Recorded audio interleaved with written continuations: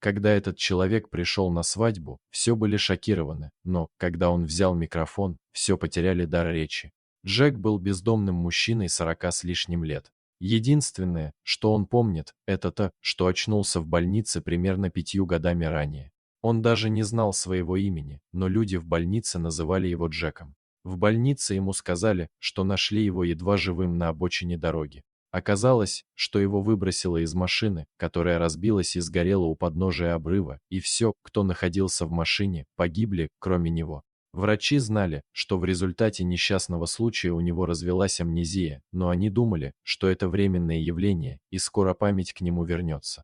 Врачи не смогли отследить его семью, так как у него не было документов, удостоверяющих личность, поэтому, когда Джек был достаточно здоров, его отпустили в надежде, что он вернется домой. Но Джек не пошел домой, так как не знал, где это находится. В первый день он несколько часов просидел на автобусной остановке, не зная, куда идти. Когда подошел последний автобус, он вошел в него и вышел на конечной остановке. Именно там он встретил Рэя, который нашел его бродящим по улицам. Рэй спросил его, не нужно ли ему где переночевать, и когда Джек ответил утвердительно, он отвел его в приют для бездомных. Джек был удивлен, увидев несколько палаток в одном месте, и обрадовался тому, насколько гостеприимными были люди. Ему задавали вопросы, но у него не было на них ответов. Но это не помешало им предоставить ему место для ночлега.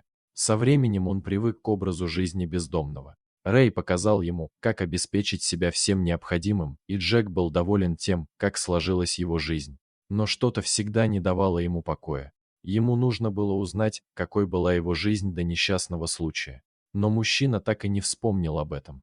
Джеку запомнилась одна вещь. Это была песня. Он не помнил, где услышал ее, но она всегда приносила ему утешение, когда он пел ее. Он пел эту песню каждый вечер с тех пор, как попал в приют для бездомных, и вскоре его стали называть Джек-певец. Однажды Джек и Рэй искали еду и наткнулись на место, где громко играла музыка. Джек остановился послушать и вскоре уже подпевал. Слова песни всплыли у него в памяти, и он был рад вспомнить что-то из своего прошлого. С тех пор он каждый день ходил в одно и то же место слушать музыку. Он почти не знал текстов, но постепенно выучил несколько песен и начал развлекать ими людей в приюте. Однажды друг предложил ему начать петь, чтобы заработать денег. Джек согласился, и именно так он начал брать по $1 за каждый заказ. По какой-то причине он понял, что умеет играть на гитаре, и скопил денег, чтобы купить ее. Певец Джек стал довольно популярным. Он всегда сидел на тротуарах с картонкой, на которой было написано «Закажите песню, и я исполню ее за $1». Джек всегда относил свои заработки в приют, где они распределялись поровну.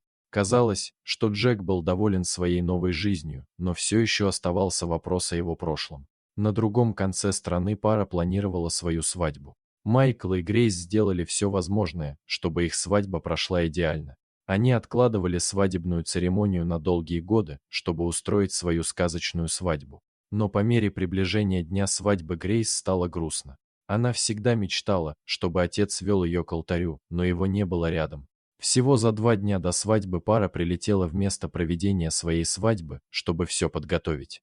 Но в тот вечер перед свадьбой они получили сообщение от группы, которая должна была играть на их свадьбе, что их рейс задержали и они не успеют. Грейс не могла в это поверить. Ее идеальная свадьба была бы испорчена, если бы они не нашли кого-нибудь, кто бы мог спеть. Тогда друзья предложили составить плейлист из песен на свадебную тематику и подключить его к колонкам.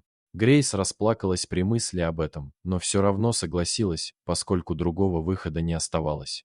После того, как вопрос с музыкой был решен, жених и его друзья отправились на мальчишник. По дороге они услышали, как бездомный поет для группы людей. Его голос был таким звучным, что жениху пришла в голову одна мысль. Он подошел к мужчине и попросил его спеть свадебную песню. После того, как он дал бездомному $1, воздух наполнился прекрасным голосом.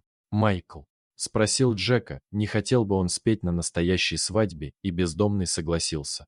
На следующий день шофер отправился забирать бездомного с его обычного места. Джек пытался одеться поприличнее, но его одежда была старой и грязной. Шофер знал, что у него не будет ничего подходящего, поэтому купил ему костюм.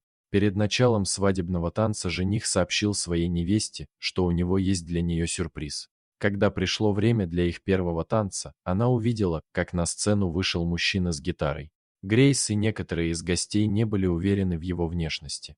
Но прежде чем Грейс успела расстроиться в очередной раз, мужчина открыл рот и начал петь. У него был потрясающий голос. Грейс была так удивлена и счастлива. Майкл тоже был доволен. Грейс продолжала спрашивать, где Майкл его нашел, но он не дал ей ответа. Он просто сказал: «Не волнуйся, любовь моя, давай насладимся нашей свадьбой». После того, как Джек спел первую песню, люди потребовали продолжения. Первой песней, которая пришла ему на ум, была песня, которую он помнил из своего прошлого. Это была единственная песня, которую он изначально пел в приюте. Когда он взял микрофон и начал петь, невеста внезапно перестала танцевать. Она внимательно посмотрела на бездомного и спросила: «Папа?». Она спросила это потому, что ее отец сочинил эту песню для нее. Они часто пели эту песню вместе, когда она была маленькая. Все в свадебном зале были сбиты с толку, но невеста подошла ближе, и в ее глазах промелькнуло узнавание. Грейс бросилась обнимать отца и разрыдалась. Ее мать и брат также поднялись на сцену. Джек был сбит с толку, но когда они обняли его, он начал вспоминать их лица, особенно лицо своей жены. Оказалось, что у Джека была своя довольно успешная музыкальная группа. В тот год, когда он пропал, их пригласили на самое масштабное шоу, которое проходило в другом штате. Джек и его коллеги по группе были так рады поехать, но, чтобы сократить расходы, решили поехать на машине. По дороге на концерт произошла автомобильная авария, и все подумали, что вся группа погибла. Джек не мог поверить, что у него все еще есть семья. Ему потребовалось некоторое время, чтобы полностью восстановить свою память, но по мере того, как он проводил больше времени со своей семьей, воспоминания стали возвращаться. Джек также сохранил друзей в приюте.